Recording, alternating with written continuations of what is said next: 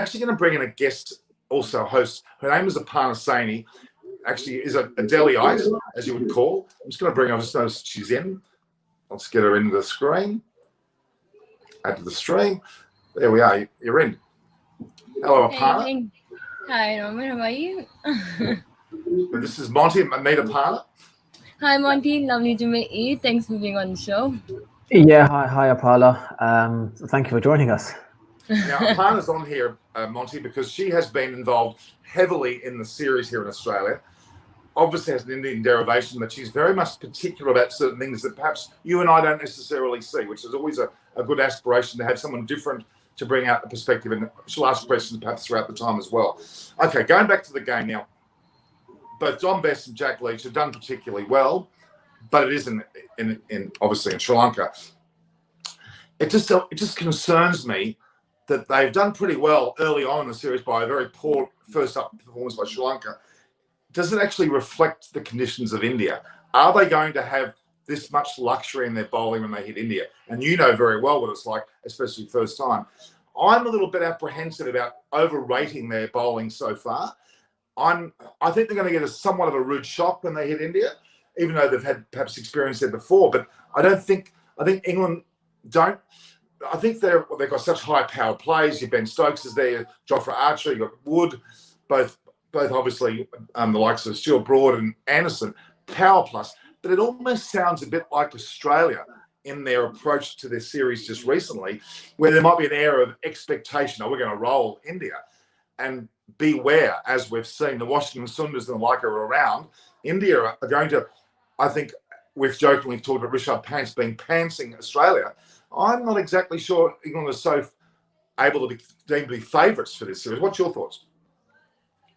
Yeah, look, I think India is going to be favourites because it's in India. Any team, travelling to India, are always going to find it difficult because there's not many batsmen who can score quickly on turning pitches.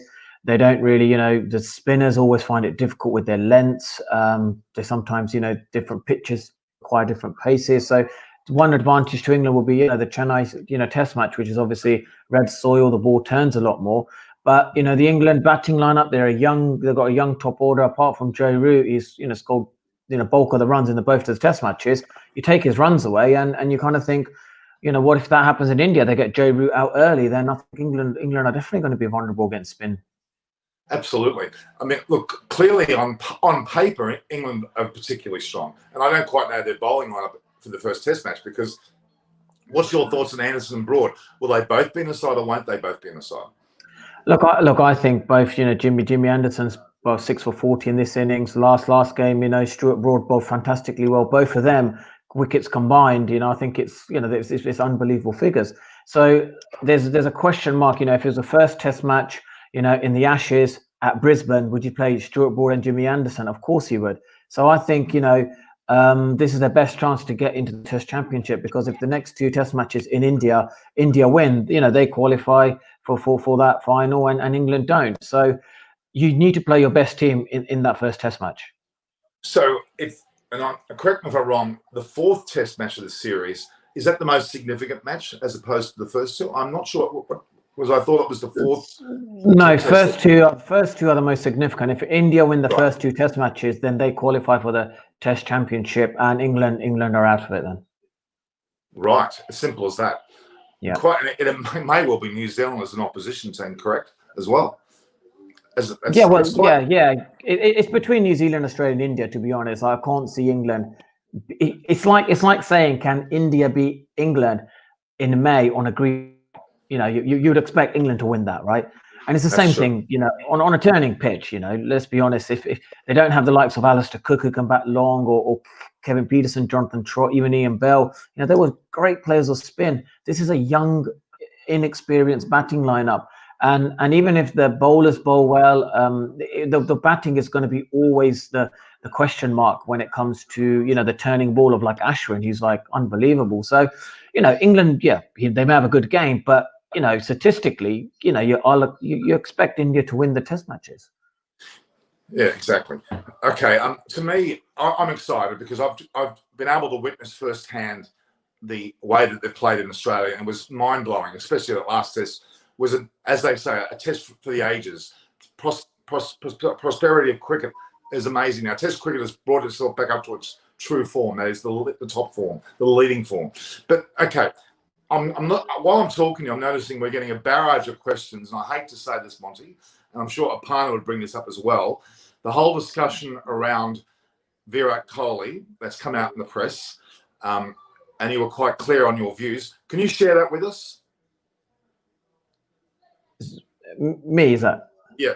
Monty. Yeah. Look, with Virat Kohli, because he's performed well in all three forms and he's scored heavily.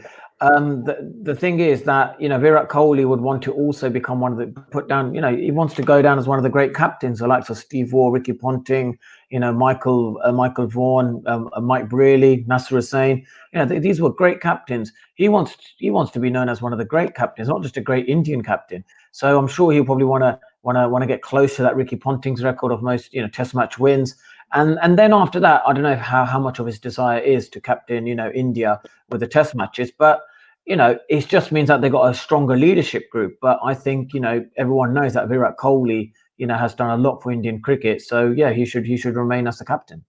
Exactly. Aparna, have you got any thoughts on that?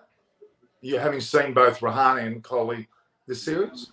Yeah, well, Rahane's positioning in the field and how he made everyone contribute to the runs, he has been really great. He's very calm. I think he's been really, it really has come out really good to be actually selected as a Test captain for even in the upcoming innings. Not saying Virat is not that good, but was not unexpected. I mean, there wasn't any much the full Indian team as well. So considering that, he has really pulled it off nicely. I've taken up on your point there, Aparna. The way Ravi Shastri led this team, Monty, he's given them great steel about their performance. Virat Kohli was magnificent for a number of years now, which has led up to this fear factor of disappearing against the likes of Australia and England. They've got a triumvirate of players. They've got Rahane's balanced, controlling influence at a very a backward step approach. Kohli, who leads the charge. You've got the likes of Rohit Sharma, who leads from the front, especially when he bats in the team. You've got Pujara, who can provide us that backbone. They've literally got 4 captains percolating away at different stages of the match. And I think that's the key. It's not just about one fellow at all. That's what Australia's problem is. They're relying on Tim Paine too heavily, I would argue. You hear Ian Chappell say they've got no other choice. That's a disgraceful thing to hear, that Australia's got no other choice of captain, whereas India could pull 4 players, the ones I mentioned. Clearly Kohli, Rahane, Rohit Sharma and Pujara could all lead either as captain or vice captain at any stage of the match, and they wouldn't blink an eyelid. I think it's an incredible side. Yeah, look, India's really strong side, and I think one of people don't give enough credit to Ravi Shastri, the way he's able to motivate the team, and he's always been a great motivator. And it all kind of starts from the IPL really. When this year you can name probably many young cricketers from. So excuse me, many young cricketers from the IPL. Sorry, many cricketers from the young IPL. There's young players coming through. And the likes of Mohammad Siraj, and you got Shubman Gill, who hardly got much first class experience. And there's other countries around the world which will probably say, look, you get some first class experience with runs and wickets, and then let's see what if you can play international cricket. But India not doing that. No, it seems to me that and Greg Chappell wrote an article here in Australia, the Sydney Morning Herald, which very well, having lived in Sydney and been I think are you literally the champion from Campbelltown, Camden, aren't you, Monty? You're one of their best players. Yeah. Look, Campbelltown was a great experience for me, and I was surprised by the standard of great cricket. So yeah, it's a great opportunity, for any sort of player who hasn't been exposed to Australian conditions, come to Australia, play against the ball that's bouncing above the hip height. That's the one thing, in England, we don't really get, as quick wickets as we do in Australia. So what you're able to do is learn to play the pull shot, learn to cut. You have to pull the ball if it's coming, between hip and, shoulder height. You can't really duck. And these are skills you kind of learn. But then the other surprising factor is, why is it the Indian batsmen come to Australia and they seem to, these guys are bowling rockets, but they're not feared. They're fearless. They're absolutely fearless. And that's what surprised this Australian team. They underestimated, this street, young, smart Indian team who are fearless cricketers because of the IPL. You go out there, you get a 150-kilometer ball, it's short burst ball, you got to put it out of the ground. That's the intensity of IPL, and that's what they're doing in Test cricket. They're not scared of fast bowling, and also the other thing which surprised me is why is it the likes of Mohammad Siraj, who's only played a couple of Test matches, but he's moving the ball much more than the Australian bowlers. Absolutely. This Australian bowlers after 30 Test matches have got the same record, similar to Glenn McGrath, Jason Gillespie, Brett Lee, but I think that is a slightly it's a misconceived sort of statistic, because you've got to base someone how much they move the ball. Are they moving it in the air? Are they moving it off the surface? This team may be great, but I think they're not moving the ball as much as their record suggests. Yeah, they certainly showed up in the series. Indeed, I mean, Shardul Thakur came in and took wickets immediately. In fact, the two debutants and Shardul took 3 wickets each. Natarajan, of course, and Washington Sundar. Incredible first up performance. They batted well. I think, and I mentioned it earlier in a previous report about Australian fans, they are glowingly talking about India. It's this renaissance of romance with cricket. They see India as like the West Indies of old, or the Botham period of old. It's amazing. Yeah, it is, and I think it goes very much down to it's the commitment of obviously little things. It's a small 1%ers, And I remember the British cycling team, with Alex Beresford, who said it's about the 1%ers. It's about daily 1%ers that will get you into seeing huge improvements. And the guy who does that really well is Virat Kohli. His fitness, his discipline, his intensity. His running between the wickets in the IPL was phenomenal.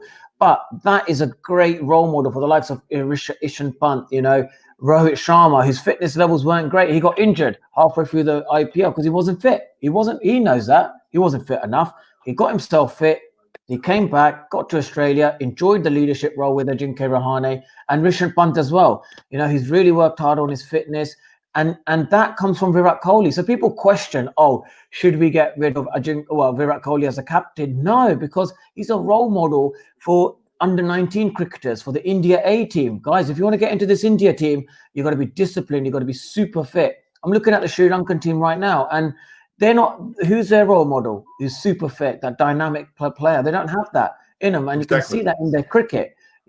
Fitness goes a huge way in your attitude, in the hard work you got to do, and Virat Kohli leads that by a long way. Well, Aparna herself, she played a very high, or still does play a very high level of tennis and cricket, having lived in Delhi. Tell us about that. You've experienced the renaissance with fitness too in India with sport, haven't you? Yeah, the competition has always been tough because of the population, I guess, to start with. I mean, you're talking about 1.3 billion population, so obviously everyone wants to get out there, and the education level isn't that good. So when you can't afford to send your kids to a decent, good school, then you force yourself to become something in cricket. And cricket is only the sport that has been pushed. I mean, tennis, have anyone seen after Sania Mirza, anyone replace on that level come out to play that well? So cricket has always been, and that's why India's got so many players. Like I have even there's been news going on that India's got 2-3 teams ready if something happens to the one team, and that's what turned out to be in this Test series. So it's always been like that. Very tough competition if you want to represent a country like India, and BCCI is one of the richest sports in the world, up and down from over 2009 to up till now. So yeah, I agree with Norman what you said. The reality is that and I Monty, I want your thoughts on this. There's a typical adage that look, Australia's only got 23 million, but India's got 1.3 billion. No wonder they're now better than us. Well, that doesn't cut it with me, because it's not necessarily every Indian person has the ability to play at the highest level or be exposed to the conditions. They certainly can play cricket, but the reality is India have improved on their fitness, number one. Their mental strength, their coaching is out of this world. They're not only producing one prototype of a spinner or a batter, they're producing all kinds of players, helped by T20. But and Greg Chappell said in his article, he's not surprised that India are doing so well at all. And the world needs to take notice of that. Yeah, look, they are doing well, and the reason being is because they're courageous in their selection policies. You look at, I'm a big fan of ex-cricketers being in administration roles. Saurav Ganguly, since he's become the president, you can see that how he knows how to get the talent through the system. He himself, he worked extremely hard when he was a youngster, to get to where he was. So he knows the pathway for these youngsters, and he knows how to say, right, after Virat Kohli, or after this team goes, what's our next best, 11 after that. So and they use the IPL. You can see that, like I said before, every team there's a youngster. A great example of having, Punjab Kings 11 had Anil Kumble and the young leg spinner from the India under-19s. These are strategically, they position certain youngsters with certain coaches. Delhi Capitals captain, Shreyas Iyer, young captain. Why is he the captain of that young team? Because Ricky Ponting, they want Ricky Ponting's, captain ability to rub off him. So eventually, there's some leadership coming through. So these, BCCI are strategically well ahead of any other governing body in world cricket right now. We don't see in England players who just play the NatWest T20 Blast go straight into, Test match cricket. Big Bash, there's some great players, who are playing in the Big Bash right now. What a great platform. Justin Langer, would he be courageous to think, okay, he's had a good state level sort of performance in the 4-day game, unbelievable Big Bash. I like the intensity. I'll bring him in. They know he wouldn't. And then what worries me about Justin Langer is he's not actually, I think he doesn't know what's going on with this Australian team, because he says, when you're playing against a team that is 1.5 billion people, India always going to turn up and be great. But 10 years ago, were India that great? No, they weren't. The population was similar. It's just he's hiding behind the cracks. I think he needs to sit down and he needs to reflect on this team and say, why is it Mohammad Siraj moving the ball more? Why is it Jasprit Bumrah? Why are the Indian bowlers street smart than our bowlers in our own condition? Why is it Tim Paine's tactics so poor that he's not able to use a short pitch delivery on the first day of a 5th-day test match? Coming close to lunch, he was bowling short. He didn't bowl anything before that. And this is the stuff I think Justin Langer needs to sit down and think, why are we producing great batsmen? What is going on? Technically, are people not technically great? Why is it that Shubman Gill, he's only scored 500, first-class runs, 1 century, right? And he nearly scored a test century in his 3rd game. He's played probably a handful of first-class games. This is the kind of stuff, Justin Langer needs to sit down when he reviews. I think, where are we really at the moment? Well, look, that's so refreshing the way you put that. It's made me think differently. And I would argue, I hope that Justin Langer eventually hears this, because he could actually take your perspective into play. I mean, Australian grassroots cricket, due to COVID, it stuffed everything up. We know that. But we've not played much Sheffield Shield. There's been only a handful of games where Bukowski and Harris got double centuries. There's not been much exposure. Our bowling cartel, although we've got great bowlers, yes. The depth. I mean, Pattinson's injured. Nessa hasn't had much of a go. I made this very clear, and Aparna did as well. There was 8 to 9 players out through the series from India.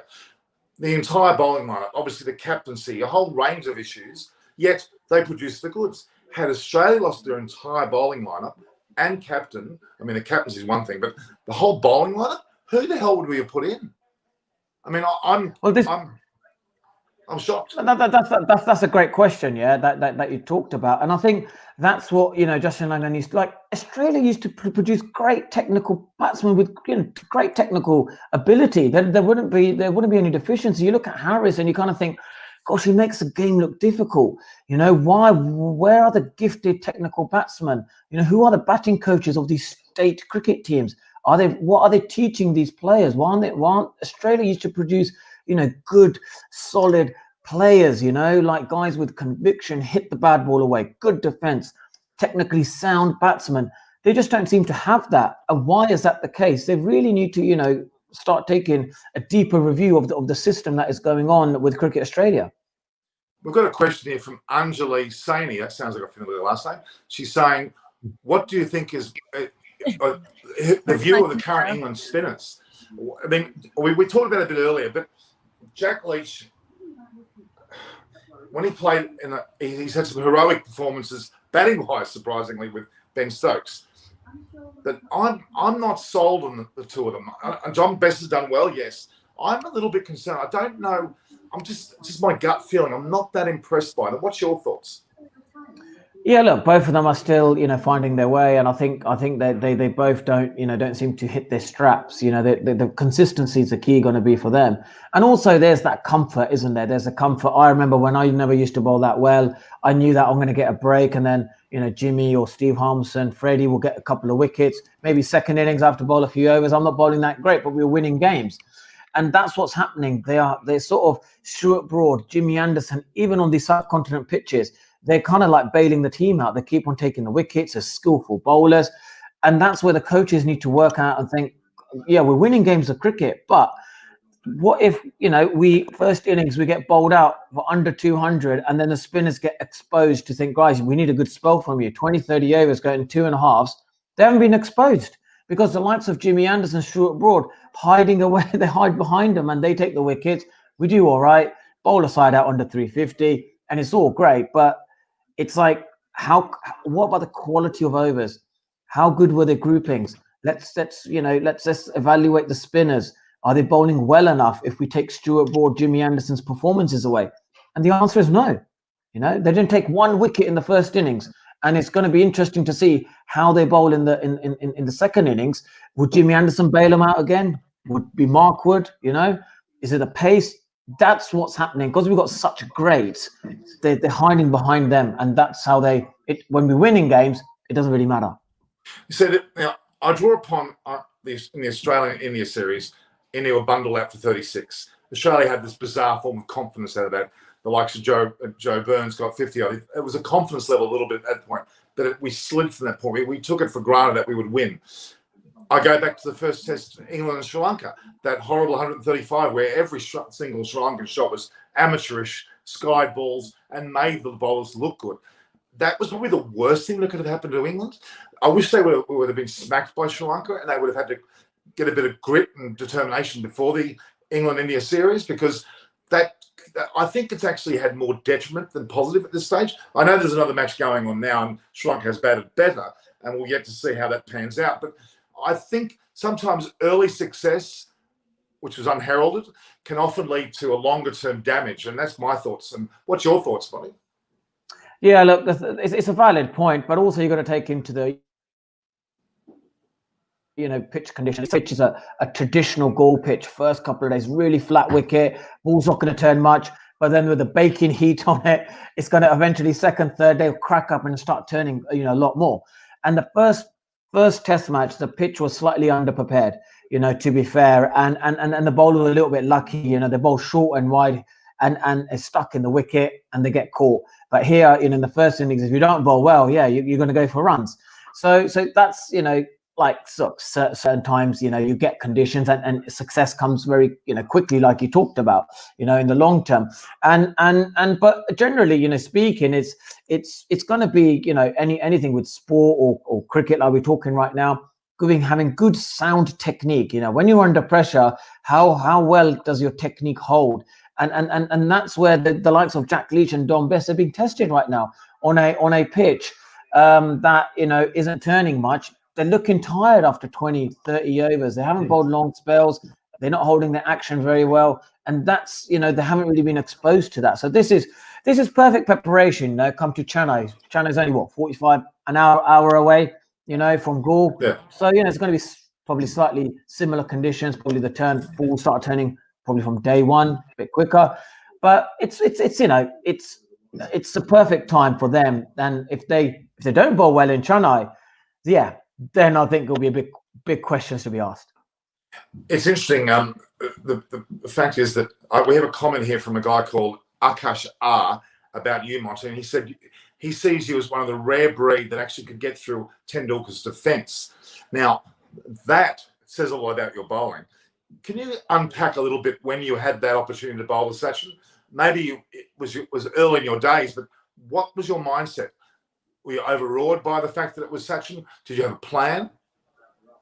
Yeah, look, I remember speaking to like a sports psychologist they talked to me about why is it that you seem to take the better batsman out, but then you don't clean up the tail, What's the psychology about that? First, my career, I think it was the better the batsman, the more I would focus, concentrate, get my processes right, because it was that respect of thinking, right, I need to bowl quality deliveries to these batsmen, firstly, because it's so good. And secondly, I want to earn their respect. I want them to say afterwards, Monty, that you bowled really well at me. You're a good bowler. You bowled quality deliveries. You really tested my defense and everything like that.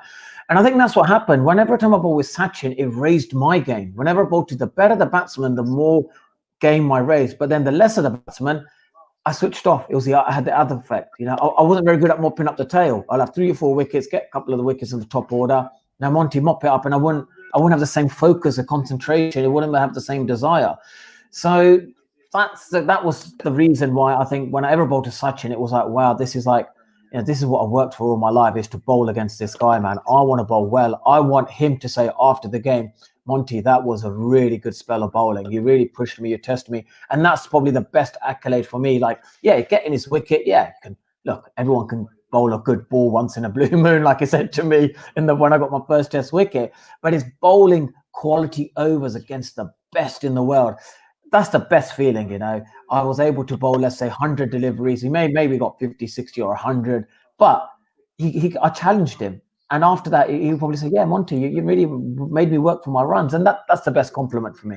Isn't it what? When you come across Sachin in the hallways of a ground, whatever that may be, or even Virat Kohli, tell me a tidbit of a conversation you've had, something that comes to mind.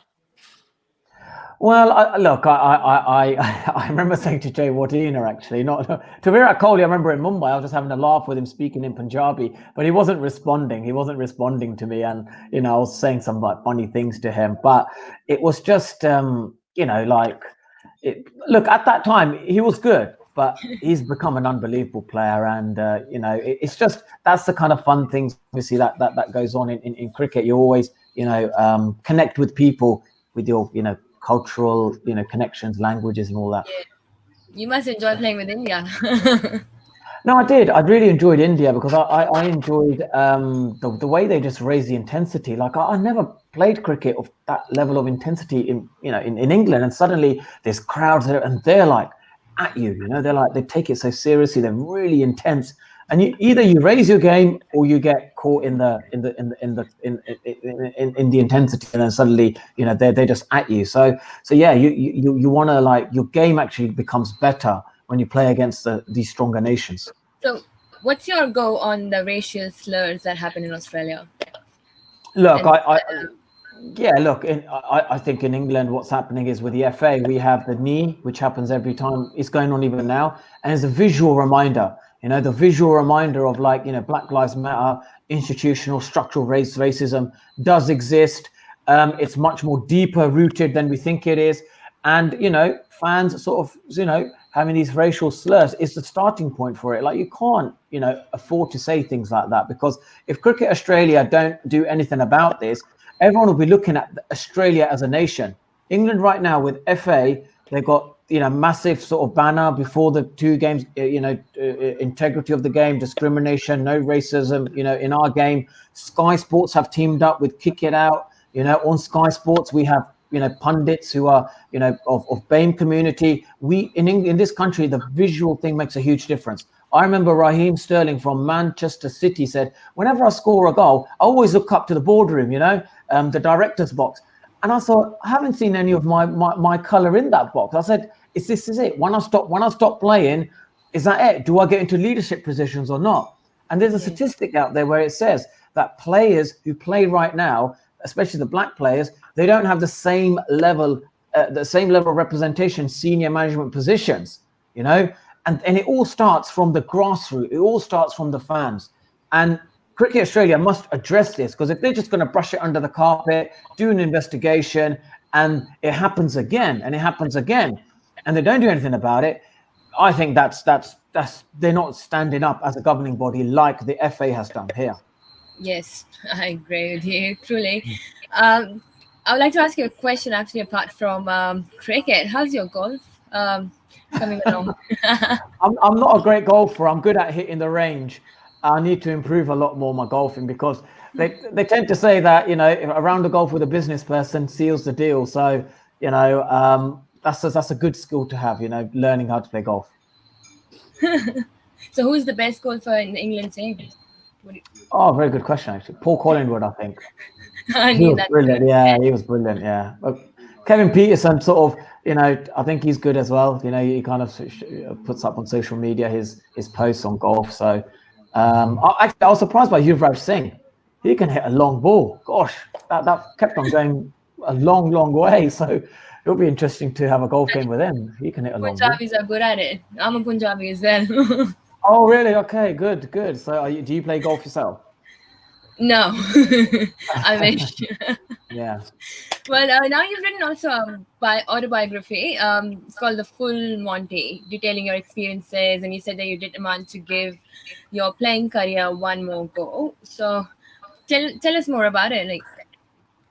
Yeah, look, it's the difficulty is I'm 38 now. I've had a shoulder injury. I've spoken to some counties, and you kind of think they sort of say we're going to go with the youngsters. If you play at 38, that 1 year experience that you're going to play, we can give it to a 21-year-old, 22. Probably can get 3 or 4 years out of them. But the first couple of years, it's like an apprenticeship, and you're kind of taking that year away from them. And then I think to myself, do I really want to make a comeback? I feel bad. I'm taking a youngster's spot. You feel a bit guilty.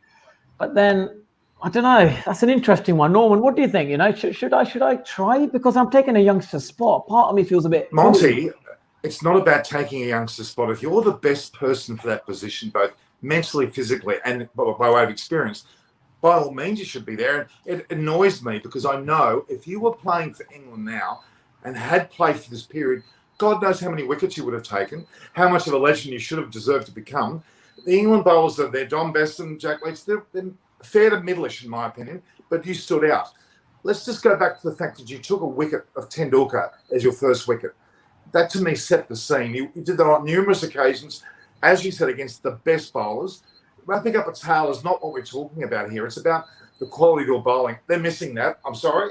It's frustratingly evident to me. You've done your level best, and it's almost like you haven't tried too hard. But sometimes when you try too hard, things don't happen. Sometimes if you take a step back, they happen. I don't know if that's advice in my thoughts, but you kill it from a mental state. You've shown the nous. You need to be a coach into your future, and I reckon coach an Indian side, as in the national side, would certainly put the cat amongst the pigeons and would deservedly be the case.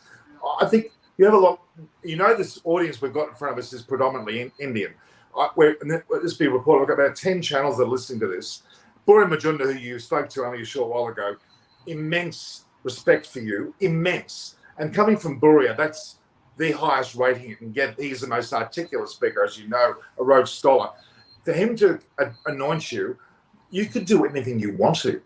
I know you're doing a lot of really good things now, but I think you're sometimes a bit humble. You ought to just say, I'm good enough. Damn, I'm going to be a part of this. I'd support you. And I want to get you back on the show, especially when it comes to the series that we're about to face, because you're the go-to person, in my opinion, for this. The experience you've had in all facets, obviously in England, in India, the cultural diversity of the situation, the understanding of how what Mohammad Siraj has gone through. It's all a part of your makeup. You are the best person to advise us all on how to handle this. I support you too. And we will get to see your famous wicket celebration. That was because of Tendulkar. That was his greatness. If he wasn't that great, I don't think I would have celebrated so sort of, in such an animated manner. So how many times have you watched that? You're going to admit to us how many times? I've watched it a few times, but then after that, it was just people have asked me why how come you celebrate like I never used to celebrate like that. It's only because of his wicket, and I reflect on it now. I think I'm sort of celebrating how great he is, and also my shock to get him out. It's his greatness. That's what we're celebrating, really. That's why I'm celebrating like that. Yeah. What about Saurav Ganguly? I mean, I have to ask this question because he's my sister's favorite. I mean, she even celebrates his birthday. Crazy fan. What do you think about Saurav Ganguly? Was he a delight to Look, Saurav Ganguly for me was just a natural leader. He's a natural leader. He's a natural thinker of the game. He's naturally knows how to put things together. He knows how to build things. That comes very naturally to him. You know, him being the president of the BCCI is actually a perfect setting for him, because you can see, you know, how he's made the IPL better. So you can see how he's getting Indian cricket stronger. And he's been one of the great captains. You know, he did great things for the likes of Yuvraj, Harbhajan, you know, Zahir Khan. And I think that's his strength. I know he's a great cricketer as well, but his leadership skills, you know, is second to none. Yeah, absolutely. And look, and that's a great question, part of Saurav Ganguly. I forgot to bring him into play. That's a significant person. He's now overseeing everything in India, and that's also part of the success. I could even argue with Cricket Australia. Up until recently, they probably had a few destabilisations going on there. Certainly, they've got a good situation now. I believe they're in a good state in that, as far as leadership is concerned. But to me, India has got everything firing at the same time. It's wonderful to see, and I'm predicting that I can see Monty Panesar coaching a Ranji Trophy team, and then knocking on the door for an actual coaching role there, because they, at least as far as bowling concerned, but also that tactical side, they need to bring you into play. You're well respected. I mean, again, Buri Majunda talks amazingly. Every comment that I'm seeing here, I'm seeing amazing, spectacular, fantastic player. I thought they were talking about me at first, but then I realised it wasn't, so I had to take it back. I thought I saw Norman there, but it wasn't. I was clearly... Actually, I've got a funny story to share. I put out a poll, right? I just said, who's a better MP, Boris Johnson or Narendra Modi? I thought, you know, sometimes, you know, I just thought what the fan following was. I got up to 30,000 votes on that poll. Normally only get like maybe 2,000-3,000, you know, 5,000-6,000, whatever. This was like amazing. And it was 96% Modi, 4% Boris. And then the fans were saying to me, have you got your answer now? And it was just like, you know, it's unbelievable. The fans are so passionate about cricket, but if they want to tell you something, they let you know about it as well. Yeah. And then I deleted the post and I said, yeah, I've got my answer, but because I live in England and I have to support Boris Johnson because this is my country, my nationality is British. I think you guys, the Indian fans, embarrassed me and they gave me the answer to a point I had to delete the tweet. Look, I can't recommend enough to everybody who's viewing this to go straight to Monty's Twitter handle, straight to it. It's so prolific, it's so genuine, it's so insightful. I'm going to be honest with you. If there's such a thing as a top fan, I'm there somewhere. I may have to change my name now because you know that I'm following. Aparna's up there too. I might call myself Johnny Smith or something. So if you get a Johnny Smith, it's probably me. All right. Stalking, Norman. Look, this has been wonderful, Monty. Thank you very much. And thank you as well, Aparna. Some great insightful questions. You guys have been wonderful. I want to, if you all don't mind, I'd like to bring this back together down the track. I've got the likes of Simon Wills coming on board. You've met Simon, haven't you, from Kempson? And he's coming down the track as well. I've got a few other people lurking. I'm not going to let it all out of the bag yet because it's always good to hold me back. But Monty, as you know, you were my first guest on that TV show that I had, Through the Eyes of a Cricketer. You set the scene. I couldn't wait to bring you back. You've blossomed. You're even better than you were then. So thank you very much for your time. Everyone who's viewing this, you got to view, like, and share. Subscribe to Monty's Twitter handle first and foremost. Then don't forget my YouTube channel and also Aparna's, which will provide you with tags in this. And I'm getting a fellow called Raghav Padir. He's written "ask" about 5 times, and he what do you want me to ask, Raghav? Quickly, he's written the word "ask" 5 at a time. He wants to ask Monty the kind of pace at which one should bowl in India at different grounds, and how much one should vary it. We're going to answer it. What can you? Yeah, that's a great question. Because for me, it's about the soil. That's what I noticed. You know, when I went to Kolkata, there's a clay soil based. You bowl the same delivery and it just skids on. It doesn't sit into the pitch as much. You go to Wankhede or you go to Chennai, which is a red soil. When you bowl the ball, it sits into the pitch. And then when it sits into the pitch, it kind of, you know, grips and then it turns more and it bounces more. So this is what, as a spinner, you've got to identify. You've got to think, right, Now, if the ball is clay, brown soil, how do I bowl? You know, do I give it more air, you know, and get the batsman coming in front of me? And when the wicket's sitting into the pitch, I can afford to not have great, you know, shape on the ball, but I can bowl into the pitch because I know I'll get away with it because the ball sit into the pitch and it'll turn and bounce. That's something you guys got to work out. But it's about understanding the conditions and when to get good shape on the ball and when to bowl into the pitch. Look, we've got so many more questions coming through. What I'm going to do, if you don't mind, Monty, I'm going to try and tabulate these questions. So when you come on next time, I'm hoping it's a when, I'll bring them together in a panel and we'll digest them because there's so many questions coming through now that they can ask questions. They're inundating us with that, which is just testament to you. We're going to bring them together and collage them, and we're going to get them asked on next. We might have a Ask Monty session. Now, they can also ask you through your Twitter handle, and I'm going to repeat that again. Monty on Twitter. Is that what it's called? That's the right wording? Yeah, it's Monty Panesar on Twitter handle, yeah. At Monty Panesar, and also at Instagram at Monty Panesar as well. So please, I want everyone on this hookup to be directing questions to Monty as well as us to be able to get a quality show on like we've done today. This is beyond anything I would have ever expected, Monty. This has been fantastic. Both Monty and Aparna, I will sign off now with a finishing point. Thanks, guys, for being here. From All Indian. Here we go. That's the goal. Yeah, Monty, get used to Aparna. We have this great banter. It's been on a few stations like ABP News. We banter away, and she usually gets she's been very smug. You can imagine me saying how good Australia is. I've been copying it from Aparna. I've got more bruising than Pajara. I'll tell you that. Come on, Norman. Just say Sasri Akal at least. All right, guys. Thanks, Monty. Thanks, Aparna. You've been fantastic. Yes. Thank you. See you soon. Thank you, guys. Cheers, guys. Thank you.